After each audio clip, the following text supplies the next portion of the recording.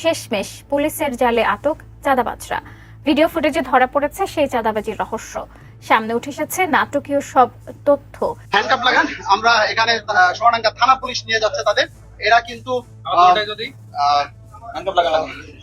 জেলা এনসিপির জেলা নেতা বলে তারা পরিচয় দিচ্ছে। পরিচয় দিয়ে কিন্তু তারা এই একজন সাবেক চেয়ারম্যানের বাড়িতে তারা কিন্তু এসেছেন চাঁদাবাজি, তেমনটি কিন্তু জানিয়েছিলেন এরা।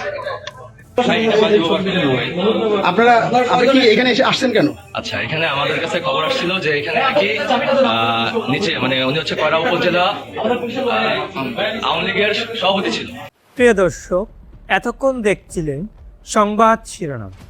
প্রিয় দর্শক, আবারও 20 লাখ টাকার চাঁদাবাজির দায়ে গ্রেপ্তার হচ্ছেন এনসিপির নেতাকর্মীরা।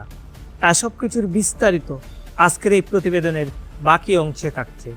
তার আগে দর্শক, এখনও যারা আমাদের এই চ্যানেলটি সাবস্ক্রাইব করেন নাই, তারা আমাদের এই চ্যানেলটি সাবস্ক্রাইব করে সম্পূর্ণ ভিডিওটি দেখতে থাকুন।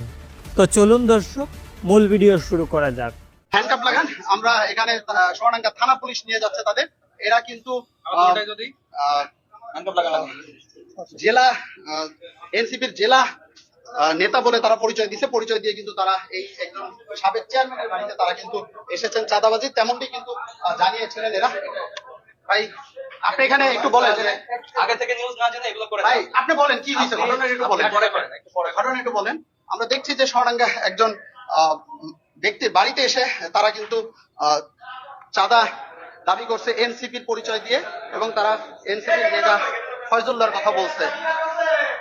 এখানে বসেন বসেন ভাই, এখানে বসেন, এখানে বসেন, এখানে বসেন। আপনি কি এখানে এসে আসছেন কেন? আচ্ছা, এখানে আমাদের kaছে খবর আসছিল যে এখানে নাকি নিচে মানে উনি হচ্ছে কয়রা উপজেলা আওয়ামী লীগের সভাপতি ছিল। আর 3 বার হচ্ছে ইউনিয়ন পরিষদের চেয়ারম্যান ছিল কয়রা উপজেলার। একটু কাগজ লাগবে না, আপনি এখানে আসছেন কেন? কাগজগুলো একটু দেখাই, কাগজগুলো দেন, আমি দেখাই। না না ভাই, এখানে তো দেখাইতে হবে আমার কাগজগুলো, যে তার প্রমাণগুলো তো আমার দেখাই। দেখেন আপনি সব বের করেন। আচ্ছা, অবশ্যই। তো এখান থেকে আমাদের কাছে খোঁজ আসছে যে ওরা এখানে বাড়ি করে এখানে আছে। তো আমার কথা হচ্ছে যে স্বৈরাচারের দোষর 1-1.5 বছর হয়ে গেল, এখন পর্যন্ত সে কিভাবে এইভাবে সারাভাবে আছে। আমি তার কাছে জিজ্ঞাসা করছি যে আপনি কি কারোর সাথে কোনো লেনদেন করে এখানে আছেন কিনা। সে আমাকে বলতেছে যে না, বলতেছে না ভাই, আমি নাই, আপনি ভালোভাবে আমার খবর নিয়ে দেখেন। এরপরে হচ্ছে আমি ফয়জুল্লাহ ভাই, প্রধান সমন্বয়কারী ফয়জুল্লাহ ভাই, তাকে আমি জানাইছি যে ভাই এরকম এরকম একটা খবর পাইছি, আমি কি করবো, আমি সেখানে যাবো। আমাকে তৎক্ষণাৎ বলছে যে আচ্ছা ঠিক আছে, তো আপনি এখানে বসে যাচ্ছেন, কথা শুনতে হবে। আরে এটা বসেন না, আরে ভাই সাংবাদিক এখানে বসেন, এখানে বসেন কেন ভাই?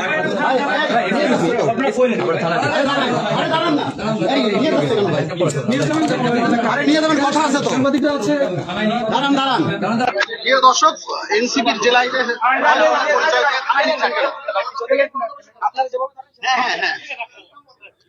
ফয়জুল্লাহর পরিচয় দিয়ে একটু সাক্ষাৎকার নিয়ে নিই না ভাই, ওনা আসছে কেন?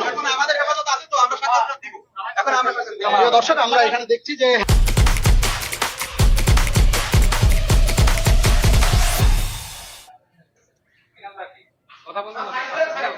আপনারা দেখতে পাচ্ছেন এই যে তিনি এসেছে। আমরা কিন্তু ভুক্তভোগীদের সাথে কথা বলবো যে তারা কয়জন আসছিল আপা আপনাদের এখানে? পুলিশ ভরা সাংবাদিক 3 জন আসছিল। 3 জন আসছে। আমরা কিন্তু এই যে 1 জন 2 জন, আমরা আরেকজন হচ্ছে, এই যে মোট 3 জন কিন্তু এখানে এসেছে, এবং আমরা দেখছি যে সোনাডাঙ্গা থানা পুলিশ তাদের এই মুহূর্তে থানায় নিয়ে যাচ্ছে। পরিচয়ে 3 জন, এনসিপির পরিচয়ে 3 জন ব্যক্তি, আওয়ামী লীগ পরিচয়ে একজন সাবেক চেয়ারম্যান কয়রায় বাড়ি, ওনার বাড়িতে এসে ওনাদেরকে মানে খারাপ ব্যবহার করা শুরু করে এবং চাঁদা দাবি করে এনসিপির পরিচয়ে, যে 20 লাখ টাকা না দিলে আপনাদেরকে ধরে থানায় নিয়ে যাওয়া হবে। এই হলো বিষয়। আপনারা গণমাধ্যম কর্মী হিসেবে আমরা এই খবরটা পেয়ে আমরা এখানে এসে আমরা পুলিশকে প্রথমে ইনফর্ম করি। যেহেতু তারা পুলিশের কথা বলছে, আমরা পুলিশকে থানায় ইনফর্ম করি। পুলিশ আসার পরে আমরা একসাথে উপরে উঠে দেখি তারা এখানে অবস্থান করছে। আর যে ব্যক্তিকে তারা করছে, উনি খুবই অসুস্থ একজন মানুষ, উনি বিছানায় পড়ে আছে, তাকে মানসিক ভাবে টর্চার করছে, এই ধরনের অভিযোগ ছিল। সেই প্রেক্ষাপটে আর কি এই মুহূর্তে পুলিশ এসে এনসিপি পরিচয় দানকারী 3 জনকে থানায় নিয়ে গেছে। এবং তারা বলতেছিল যে এনসিপির যে ফয়জুল্লাহ তাদের সাথে কথা বলে আসছে, এনসিপির যে জেলা নেতা যে ফয়জুল্লাহ তার ব্যাপারে আপনারা কি জানেন? ফয়জুল্লাহ সাহেবের সাথে আমাদের কথা হলো, উনি এটা সম্পূর্ণ অস্বীকার করেছেন যে না, এই বিষয়ে উনি তেমন কিছু জানেন না। এবং তার সাথে একটা মোবাইল কল রেকর্ড আমরা শুনতে পাচ্ছি, এটা নিয়ে কি বলবেন? কল রেকর্ডটার বিষয়ে আমি এখনো অবগত না। আমরা একটু তার সাথে একটু কথা বলবো।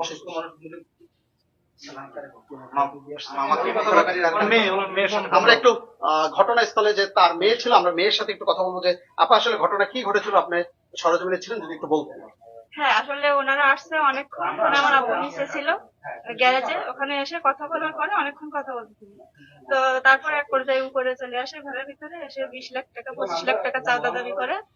তো পরে আমার আব্বু রাজি হয়নি যে এত টাকা তো আমার কাছে নাই। তারপর ওরা অনেক খারাপ ব্যবহার করে।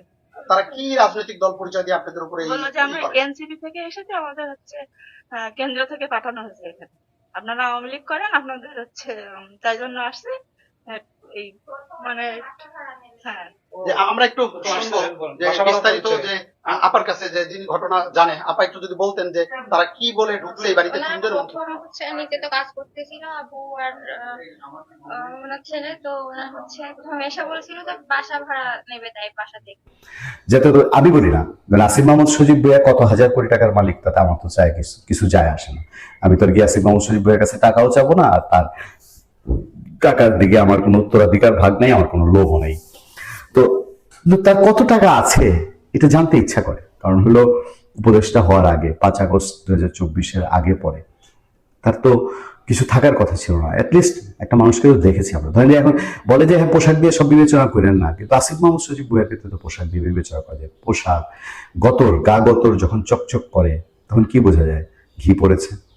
সুতরাং আসিফ মাহমুদ সজীব ভুঁইয়া যখন এর আগে হোস্টেলের ডাইল খাইতেন, পাতলা ডাইল, আর তারপরে যখন তিনি হাঁসের মাংস না পাইলে নীলা মার্কেটে ওয়েস্টিন ছাড়া খান না, তো তখন তো মনেই হইতে পারে যে কোন আলাদিনের চেরাক আসিফ মাহমুদ সজীব ভুঁইয়ার হাতে।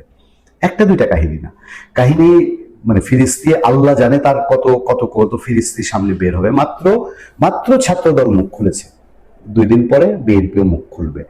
এটা লক্ষণ হচ্ছে যে বিএনপি তৎকালীন চেয়ারপারসন বেগম খালেদা জিয়ার পিএস, এখন বর্তমানে চেয়ারম্যান জনাব তারেক রহমানের পিএস সাত্তার সাহেবই তাদের আমলনামা নিয়ে বসে আছে, যে কি কোথা থেকে কোন কোন খাইছে না খাইছে কি অবস্থা, সেগুলো তার কাছে নাকি তথ্য প্রমাণ আছে।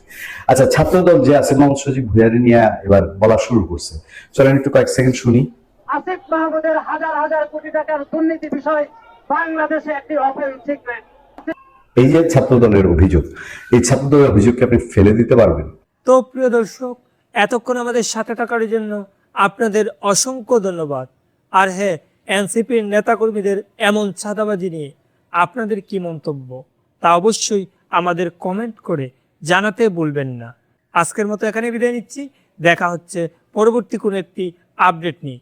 ভালো থাকবেন সবাই, ধন্যবাদ সবাইকে।